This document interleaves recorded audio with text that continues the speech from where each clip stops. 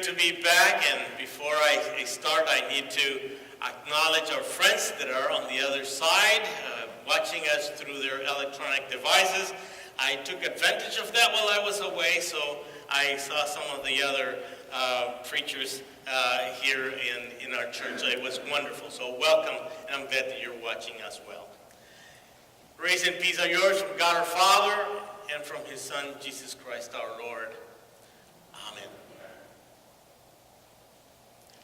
I want to take us back to those 50 years after Jesus' death and see if we can imagine what happened during those tough times that went through, and through the efforts of the apostles, over 500,000 men and women and children came into the ranks of the church. But they suffered a lot to accomplish the task. Those disciples, we know through history, and I think I might have said this before here a while back, but I want to go through their lives, how they ended up. John died of extreme old age, exiled into the islands of Patmos. We know that. Judas Iscariot, after betraying his Lord, he hanged himself. Peter was crucified head downward during the persecution of Nero. Andrew died on a cross at Patrae in a Grecian colony. James, the younger, son of Alphaeus, was thrown from a pinnacle of the temple and then beaten to death with a club. Bartholomew was flayed alive in Albanapolis, Armenia. James, the elder son of Zebedee, was beheaded at Jerusalem. Thomas, the known doubter, was run through the body with a lance at Coromandel in the East Indies. Philip was hanged against a pillar in Hierapolis. Thaddeus was shot to death with arrows. Simon died on a cross in Persia, what is now called Iran. And Matthew was first stoned and then beheaded. They had a tough ending, and it was big sacrifice that they went through. Why? Why did they go through all that and end up that way? Later on, we hear from the Apostle Paul saying that, well, they were captive to the words of Jesus. They were like slaves to the power of the words of Jesus Christ. I doubt that we will ever be tested to that extent ourselves. But as many of us know in life, some people that go first try to make it better for those that come behind. We parents know that. We try to do a better life for our children. Our parents try to do the best, and so on and so on. It just keeps on going.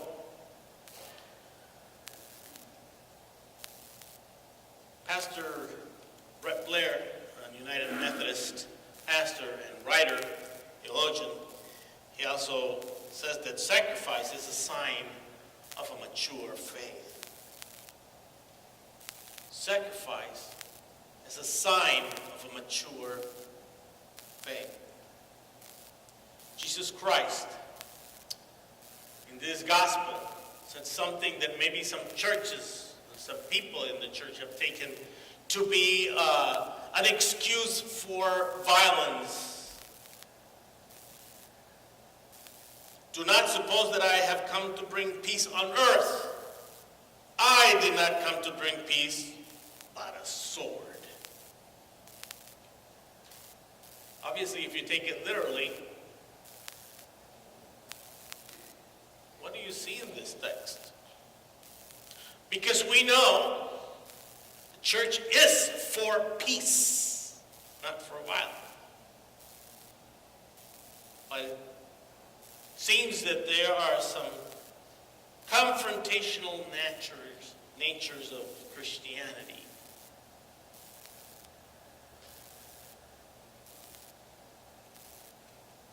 What is that kind of sword that Jesus was talking about? Jesus was not sugarcoating the whole thing about the movement of the kingdom. He knew that it was going to be tough.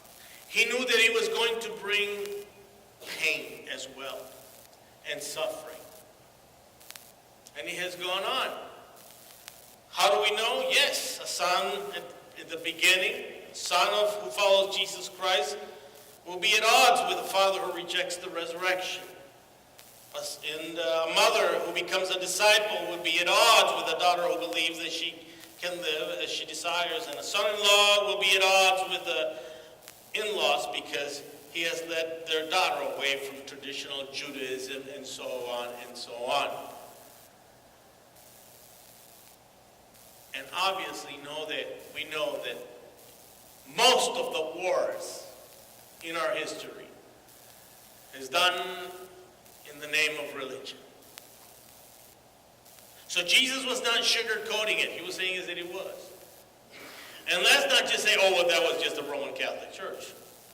You know what happened in the Reformation? And we were reminded this past week as I was having a course.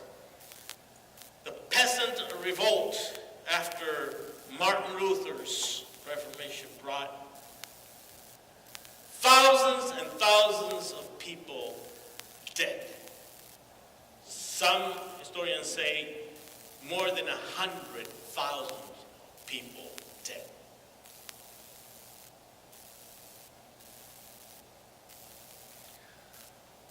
So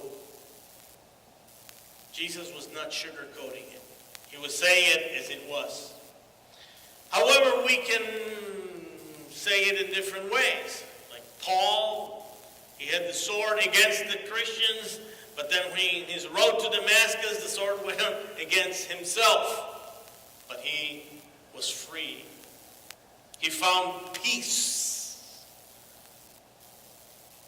The question probably would be is, how mature is our faith?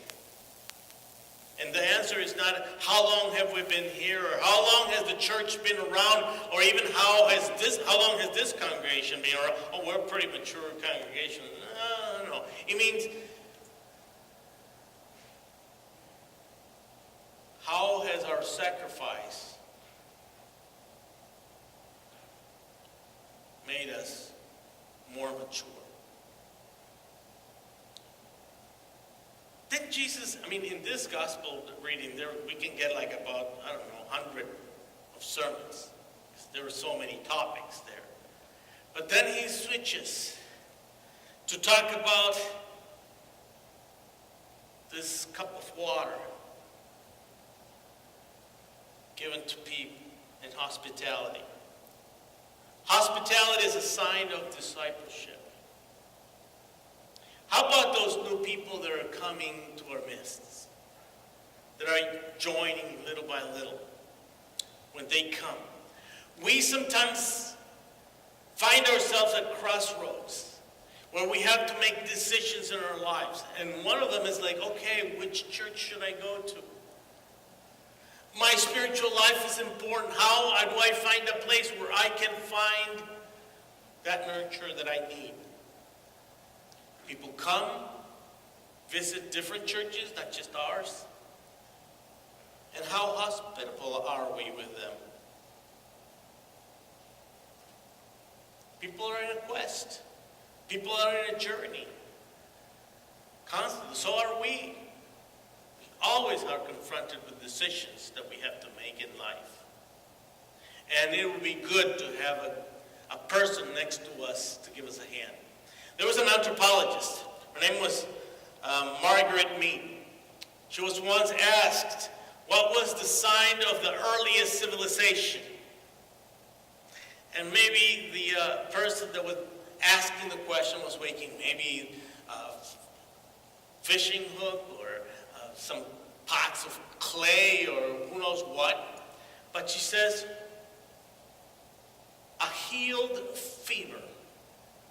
You know, femur, the bone that is, above the knee. He was surprised, so he asked him, why? Because in those early times, if somebody broke a femur and couldn't do anything else, they couldn't fish, they couldn't catch, they couldn't hunt, they couldn't work the land, they were going to die. That means that somebody had to take care of that person. Somebody had to be the caregiver for that person. And that is the first signs of civilization. When somebody is caring for another person.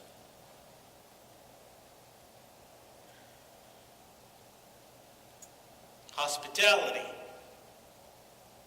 has fallen on some hard times these days, but it shouldn't be that way in the church. We should be a welcome place, a true welcome place where we can welcome everyone, no matter how they are in their conditions. If anyone, says again in the gospel, if anyone gives a cup of cold water to one of these little ones, I tell you the truth, he concluded, he will certainly not lose his reward. The act of giving cold water, we know, here when it gets really hot, we know how welcome it is to have a good cold glass of water. He who receives you receives me, said Jesus. In a small kind of act, this is a large act of receiving the gospel of Jesus Christ. Let me tell you one more story about a monastery that had fallen in hard times, and he was in the woods, and they have lost a lot of people, and they didn't have a lot of means. But on the edge of the monastery woods, an old rabbi had built a little tiny hut. And once in a while, they would see the old rabbi wandering. And when they would see them, the monks would say, as the rabbi walks in the wood, the rabbi walks in the wood. So one day, the abbot of the monastery decided to pay this rabbi a visit. He went over to the hut to see this rabbi.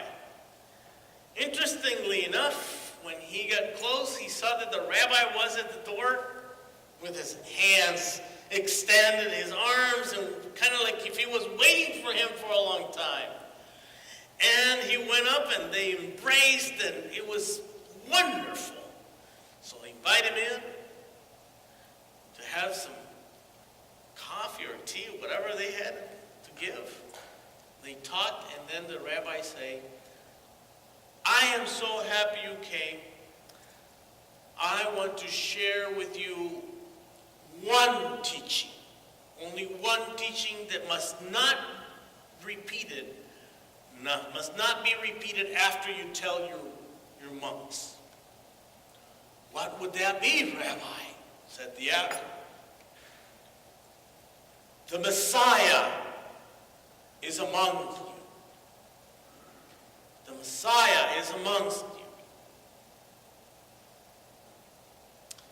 Well, they departed in peace, and when he got there, he called all the monks together and said, brothers, I have something to tell you.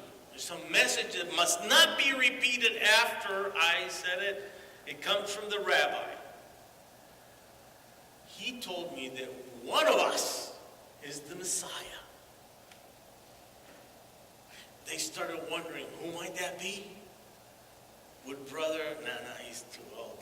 Would brother, he's not. Would it be, not me. So when? After that day, obviously they did not repeat it afterward, But their attitude towards each other started to change.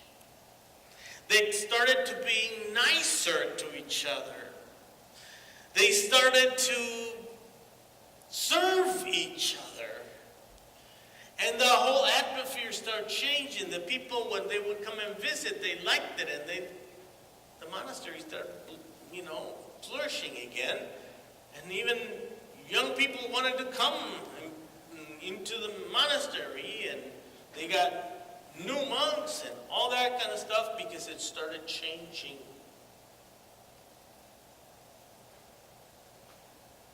The Messiah is among you. Reminded us and reminded them that Christ is among us.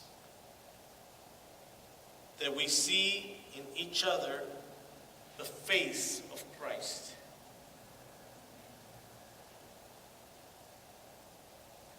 And as we serve each other, as we are hospitable to each other, we serve Jesus Christ. And while it is true that as a disciple of Christ, we must live a life of peace, we must be ever vigilant that peace can also be a dagger. We're not sugarcoating it. We're the ones that mess it up. Like the bumper sticker they used to go around a while back. Jesus, save me from your followers. Because we constantly mess it up, right? Jesus brings peace, but it's between God and humans. There's no guarantee that that peace will exist always between us. But never underestimate the power of a cold cup of water. Hospitality towards one another, which is a sign that Christ is welcome. And where Christ is welcome, all things are possible. Even the swords that divide us can be sheathed by hospitality. Work towards peace, but be prepared for conflict. And keep a cold cup of water waiting by the door. Amen.